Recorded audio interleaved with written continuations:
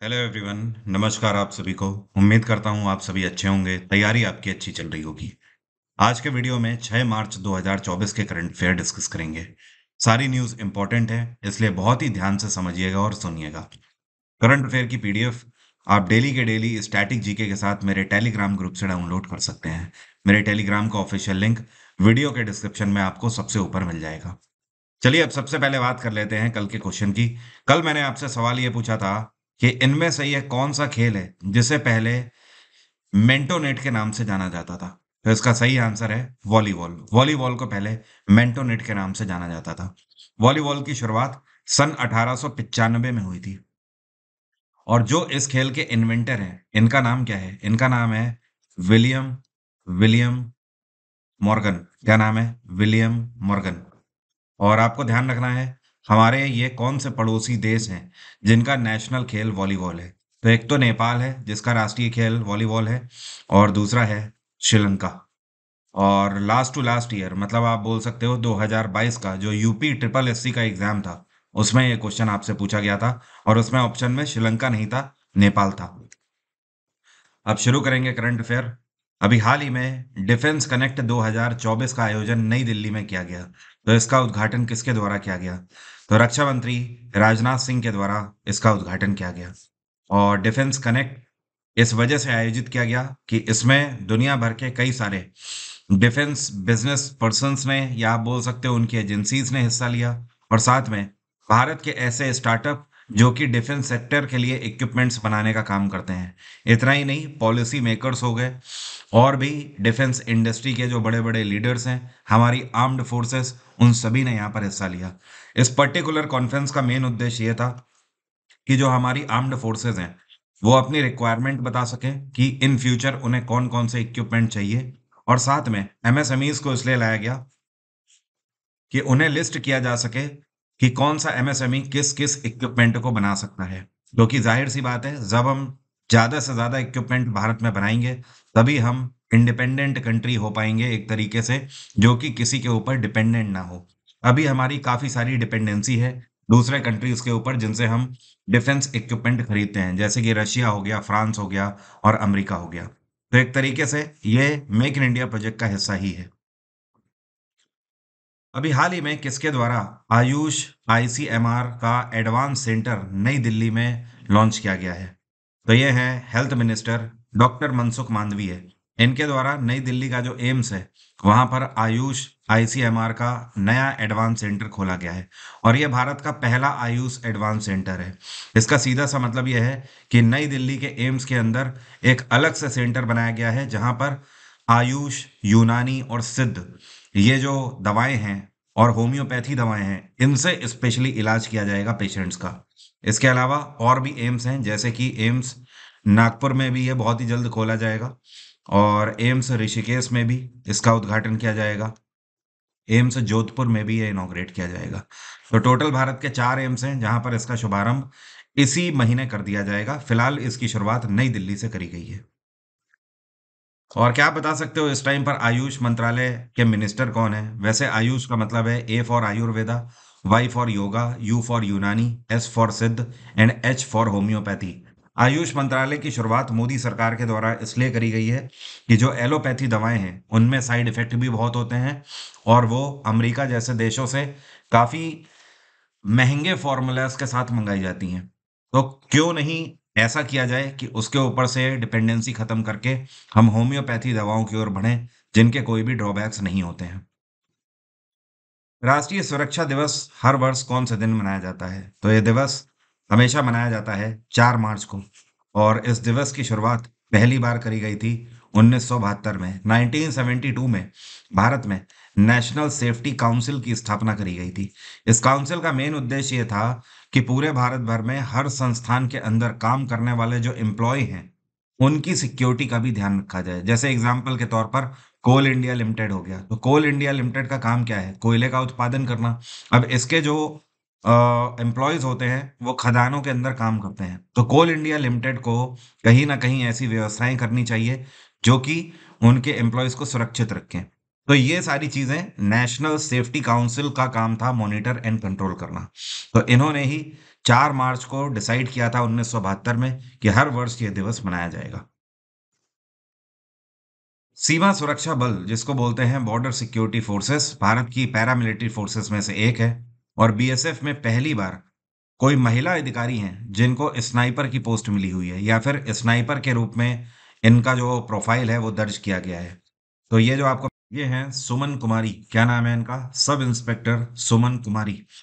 और इन्होंने देखिए है क्या कि स्नाइपर की पोजीशन आपको तब मिलती है जब आप एक कोर्स कंप्लीट करते हो। इस कोर्स का नाम है central school of weapons and tactics.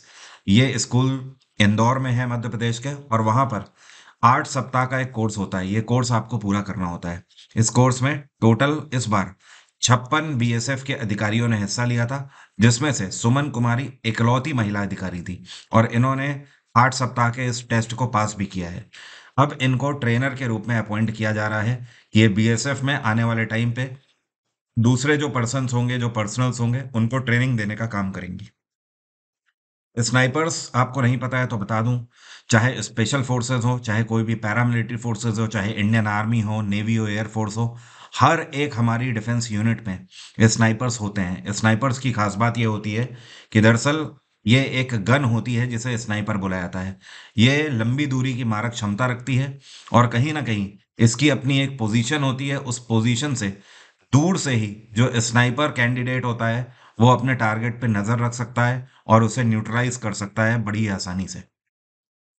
तो ऑब्वियस सी बात है ये पोस्ट उन्हीं को मिलती है जिनका निशाना अचूक होता है। साथ में स्नाइपर अपने आप में वो टैक्टिक है जिसमें कहीं ना कहीं हवा का भी बहुत ज्यादा रोल होता है। हवा किस तरफ चल रही है, क्योंकि ये आप समझ लीजिए कि जो पर्टिकुलर स्नाइपर्स होते हैं फोर्सेस में, वो 2 किलोमीटर दूर से भी अपने निशाने को या अपने टारगेट को न्यूट्रलाइज कर सकते हैं। बाकी बीएसएफ की बात करें तो इसकी स्थापना 1965 में करी गई थी। हेडक्वार्टर है बीएसएफ का नई दिल्ली और इस टाइम पे इसके डायरेक्टर जनरल हैं आईपीएस अधिकारी नितिन अग्रवाल। क्या नाम है? नितिन अग्रवाल।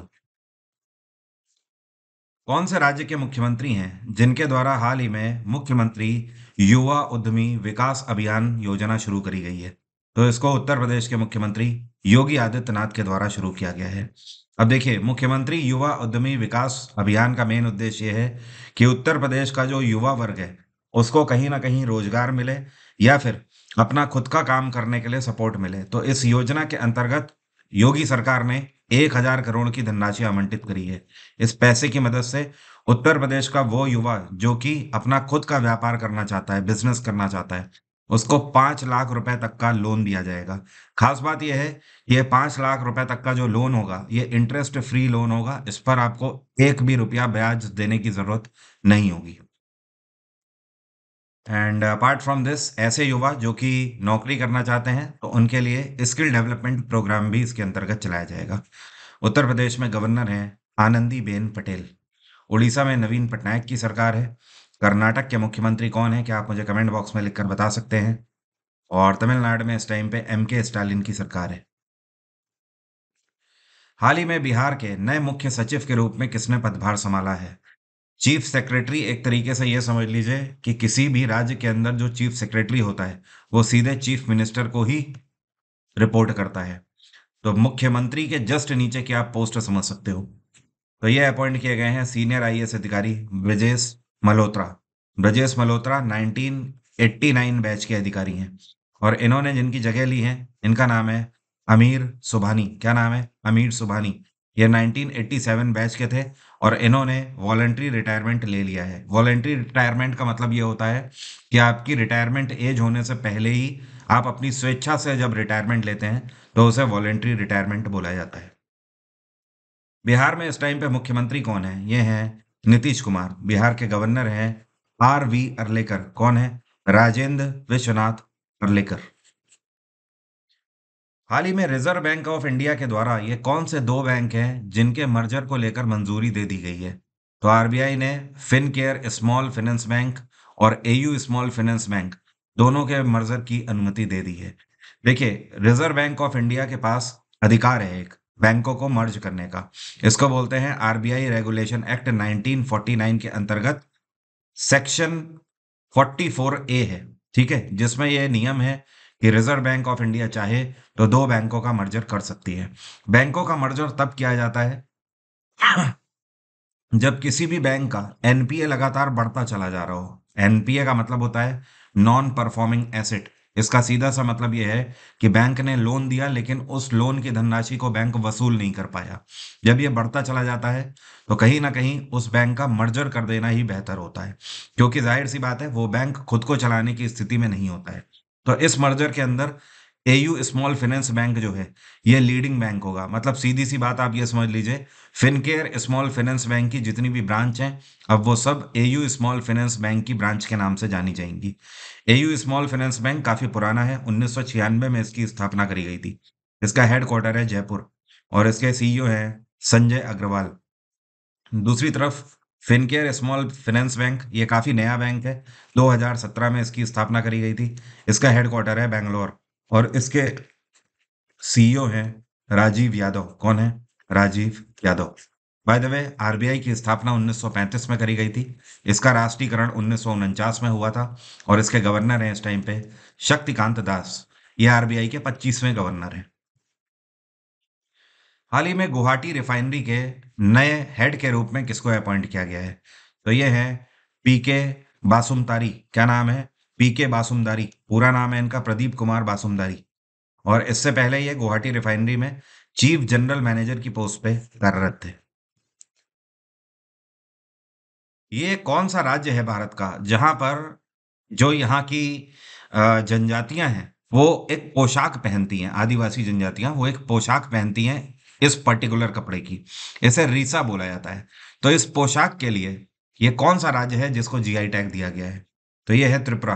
त्रिपुरा के अंदर जो जनजातियां हैं वो इस रीसा नाम की पोशाक को शुभ मौके पर पहनती हैं, जैसे कि शादी ब्याह का अवसर हो या फिर त्योहार हो या फिर कोई भी शुभ अवसर हो किसी भी तरीके का, चाहे वो कल्चरल इवेंट हो, तो वहां पे ये जनजातियां इसे पहनती हैं। और दरअसल ये जो पोशाक है ये तीन तरीके से पहनी जाती है। इसे महिला और पुरुष दोनों ही पहनते हैं। पुरुष उसे गमछा के रूप में भी डाल लेते हैं, साथ में धोती के ऊपर भी इसे पहनते हैं। और इतना ही नहीं, इसका ठंड में मफलर बना के भी यूज कर लेते हैं, सर पे भी इसे पहन लेते हैं। और दूसरी तरफ अगर महिलाओं की बात करें तो महिला इसे तीन तरीके से पहनती हैं। एक तो जिसको रीसा बोला जाता है। रीसा का मतलब यह है कि महिलाएं इसे अपने सर पे बांधती हैं। इसके अलावा दूसरा है इसका तरीका जिसे बोलते हैं रिगनाई। कपड़ा यही होता है, बस पहनने के तरीके अलग हैं। रिगनाई जो होता है इसे महिलाएं कमर के नीचे पहनती हैं, तो उसे रिगनाई बोल दिया जाता है। और तीसरा जो है इसको बोलते हैं रिटुकू। क्या बोलते हैं? रिटुकू। अब रिटुकू की खास बात यह है कि जैसे उत्तर भारत में आप देखोगे तो यहाँ पर महिलाएं चुनरी ओढ़ती हैं ना, तो उसी तरीके से इसी पोशाक को जब महिलाएं चुनरी की तरह ओढ़ती हैं या साड़ी के पल्लू की तरह ओढ़ती हैं तो उसे रिटिकू कहा जाता है। क्या कहा जाता है? रिटिकू। तो ये तीन तरीके से त्रिपुरा में महिलाएं इसे पहनती हैं। और त्रिपुरा में इस टाइम पे मुख्यमंत्री कौन है? ये है मानिक साहा। क्या नाम है इनका? मानिक साहा। और यहाँ पे गवर्नर हैं एन आई रेड्डी। कौन है? एन आई रेड्डी।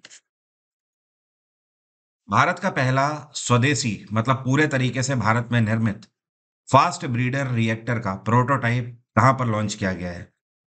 तो इसको प्रधानमंत्री नरेंद्र मोदी की उपस्थिति में तमिलनाडु के अंदर कलपक्कम में लॉन्च किया गया है। फास्ट ब्रीडर रिएक्टर का मतलब यह है कि यहाँ पर यूरेनियम की मदद से जो फ्यूल है, मतलब फ्यूल एक तरीके से आज की डेट में क्या है, रिन्यूएबल एनर्जी में हाइड्रोजन हो गया, ठीक है, या फिर बिजली हम सोलर पैनल से जनरेट कर रहे हैं। तो यहाँ पर यूरेनियम की मदद से इस रिएक्टर में बिजली से ही और बिजली उत्पन्न करी जा सकती है। इसी वजह से इसका नाम ब्रीडर रखा गया है कि कम बिजली से और ज्यादा बिजली का उत्पादन हम कर सकते हैं इस रिएक्टर की मदद से।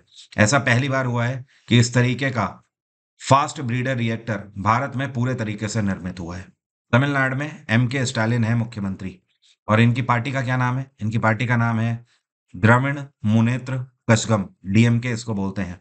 और यहाँ के गवर्नर हैं आर एन रवि। एक अनाउंसमेंट है आप सभी के लिए, कल आपने देख ही लिया होगा, मैंने वीडियो भी लॉन्च किया था, मैं लाइव आया था। 2024 का जो आपका सीपीओ का एग्ज़ाम है इसकी डेट भी आ चुकी है, इसके फॉर्म भी खुल चुके हैं। तो इसका जो अब एग्ज़ाम होने वाला है ये 9 मई से लेकर 13 मई के बीच में आपके इसके एग्ज़ाम होने हैं। ये फाइनल हो चुका है। अपार्ट फ्रॉम दिस इसके जो फॉर्म है ये 4 मार्च से खुल चुके हैं, आप अप्लाई कर सकते हैं 28 मार्च तक। और इसके अलावा और भी आगे आपके एग्जाम लगे हुए हैं। आप मई में तो सीपीओ का एग्जाम दे दोगे, उसके बाद जो लोग सीएचएसएल देंगे 10+2 उनके एग्जाम जून या जुलाई में होने वाले हैं। उसके आगे आप देखोगे एमटीएस का एग्जाम फिर अगले महीने लगा है जुलाई अगस्त में। फिर आप देखोगे सीजीएल लगा हुआ है सितंबर अक्टूबर तक। और भी आप आगे देखोगे तो फिर स्टेनोग्राफर लगा हुआ है अक्टूबर नवंबर में। और लास्ट में कांस्टेबल जीडी भी आपका लगा हुआ है दिसंबर के महीने में या फिर उधर जनवरी में। तो अब आपको केवल 2 महीने का समय है, उसके बाद आपको बिल्कुल भी समय मिलने वाला नहीं है। तो ये जो आपका सीपीओ का एग्जाम हो गया और साथ में एमटीएस हो गया, सीएचएसएल हो गया, इन तीनों एग्जाम्स को ध्यान में रखते हुए मैंने बिल्कुल जेन्युइन प्राइस में आपके लिए एग्जाम इंजन में ये बैच लॉन्च कर दिया है। इस बैच के अंदर जीएस जीके के साथ साथ पूरी रीजनिंग आपकी कवर है। 122 क्लासेस में मैंने यहाँ पर आपकी जीएस जीके पूरी कवर की हुई है, जिसमें मैंने कुछ भी नहीं छोड़ा है। और ये मेरा आपसे वादा है कि आप बड़ी आसानी से सीपीओ, एमटीएस और सीएचएसएल में स्कोर कर ले जाएंगे। क्योंकि ये वो समय नहीं है कि अब आप 60 दिन में कोई भी लाइव बैच लॉन्च करके और वहां पे बैच कवर करें। क्योंकि जाहिर सी बात है ये वो टाइम है, इन 60 दिनों में आप जल्दी से जल्दी अपनी क्लासेस कवर करें और उसके बाद पीवाईक्यूज भी लगाएं। इस बैच में जीएस हो या फिर रीजनिंग हो, रीजनिंग शशांक सर ने कवर करी हुई है। इनके यहाँ पर करीब 80 क्लासेस में पूरी रीजनिंग भी कवर है। तो 50 की यहाँ पर सीपीओ में जीएस आ रही है, 50 की रीजनिंग आ रही है। पूरे के पूरे की आप बहुत आसानी से यहाँ से तैयारी कर सकते हो। इतना ही नहीं, दोनों में पीवाईक्यूज भी कवर किए गए हैं। शशांक सर ने भी कवर किए हैं और मैंने भी कवर किए हुए हैं। आप डेमो क्लास लेना चाहें तो ले सकते हैं। 2 क्लासेस यहाँ पर अनलॉक हैं, तो आप यहाँ पर पर्टिकुलर बैच में जाके देख सकते हैं। इस बैच का डायरेक्ट लिंक वीडियो के डिस्क्रिप्शन में दिया हुआ है। आप उस पर जैसे ही क्लिक करेंगे आप इस बैच में पहुंच जाएंगे। हाल ही में कौन सा शहर है जहां पर ज्योतिरादित्य एम सिंधिया के द्वारा भारत का पहला ग्रीन हाइड्रोजन प्लांट इनॉग्रेट किया गया है? और ये एक ऐसा प्लांट है जो कि हाइड्रोजन से चलेगा और यहाँ पर स्टेनलेस स्टील का उत्पादन किया जाएगा। तो अभी तक भारत में कोई भी ऐसा प्लांट नहीं था। इवन आपको बता दूं पूरी दुनिया में भी कोई ऐसा प्लांट नहीं है जहां पर स्टेनलेस स्टील का उत्पादन किया जा रहा हो और बिल्कुल भी कार्बन का उत्सर्जन ना होता हो। तो ये पहला ऐसा प्लांट हरियाणा के हिसार में इनॉग्रेट किया गया है। और ये जो प्लांट है ये जिंदल स्टेनलेस स्टील लिमिटेड का है। तो एक तरीके से आम शब्दों में आप ये समझ लीजिए ये पूरा प्लांट स्टील का उत्पादन भी करेगा और बिल्कुल इससे पॉल्यूशन भी नहीं होगा।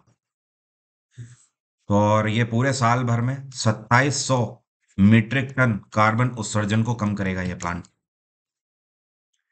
बिम्स्टेक तो आप लोग जानते ही हैं, Bengal initiative for multi sectoral technical and economic corporation. इस पर्टिकुलर ग्रुप की शुरुआत 1997 में करी गई थी। इसका हेडक्वार्टर है ढाका। ठीक है। और इस ग्रुप का मेन उद्देश्य ये है कि भारत के बराबर में ये जितना भी बे ऑफ बंगाल वाला रीजन है और इसके आसपास वाले जितने भी देश हैं, ये सब आपस में शांतिपूर्वक एक दूसरे को सपोर्ट करते हुए व्यापार करें और एक दूसरे की अर्थव्यवस्था का कहीं ना कहीं सपोर्ट करें। तो इसकी 5 दिवसीय फैकल्टी एक्सचेंज प्रोग्राम जो है इसका उद्घाटन कहाँ पर किया गया है? तो इसका उद्घाटन इस बार इसके हेडक्वार्टर में बांग्लादेश की कैपिटल ढाका में ही किया गया है। और इसमें 7 देश हैं बिम्स्टेक के अंदर। इस ग्रुप में कौन कौन से इसके मेंबर हैं? एक तो भारत हो गया मेंबर, और श्रीलंका है मेंबर इसका, थाईलैंड भी है इसका मेंबर, 3 हो गए। चौथा हो गया भूटान, फिर हो गया बांग्लादेश, फिर हो गया म्यांमार, और एक हो गया आपका नेपाल। तो टोटल ये 7 देश हैं जो कि बिम्स्टेक के सदस्य हैं। इन 7 देशों से टोटल 13 फैकल्टीज हैं, ठीक है, जो कि यहाँ पर हिस्सा ले रही हैं। और ये जो फैकल्टीज होंगी ये एक दूसरे के देश में भी जाकर इस तरीके के वर्कशॉप को कंडक्ट करने का काम करेंगे और अपने अपने देश के टेक्निकल एंड इकोनॉमिक रिफॉर्म्स से जुड़े हुए कई सारे आइडियाज एंड रिसर्चेस को शेयर करेंगे। ये कौन है जिनको एक बहुत ही प्रसिद्ध पुरस्कार है जिसको बोलते हैं बॉब जोन्स अवार्ड, इससे सम्मानित किया गया है? तो 2024 के बॉब जोन्स पुरस्कार से टाइगर वुड्स सम्मानित किए गए हैं। टाइगर वुड्स अमरीकी गोल्फ प्लेयर हैं। और इतना ही नहीं, इनको अमेरिका के सर्वोच्च नागरिक पुरस्कार से भी 2 साल पहले सम्मानित किया गया था। दुनिया के बेस्ट गोल्फ प्लेयर में से एक हैं टाइगर वुड। और यूएसजीए का ये हाईएस्ट ऑनर है। यूएसजीए जिसको बोलते हैं United states golf association. USGA की शुरुआत सन 1894 में हुई थी। ठीक है, 1894 में। और यूनाइटेड स्टेट गोल्फ एसोसिएशन की तरफ से दिया जाने वाला यह सबसे बड़ा सम्मान है जो कि टाइगर वुड्स को दिया गया है। अब मेरा आज का सवाल आपसे स्टैटिक जीके से ही है। सवाल मेरा ये है कि इसको बोलते हैं सम्मक्का सरलम्मा महाजात्रा त्योहार, ये कौन से राज्य में मनाया जाता है हर साल? पता है तो कमेंट बॉक्स में लिखकर बताइए, देखूं किसमें कितना है दम। जल्दी से कमेंट बॉक्स में लिखकर बताइए। आज की बात यहीं तक रहेगी। एग्जाम इंजन एप्लीकेशन के अंदर आप मेरे सारे बैचेस अवेल कर सकते हैं। Thank you so much, have a nice day, take care, bye bye, आपका दिन मंगलमय हो।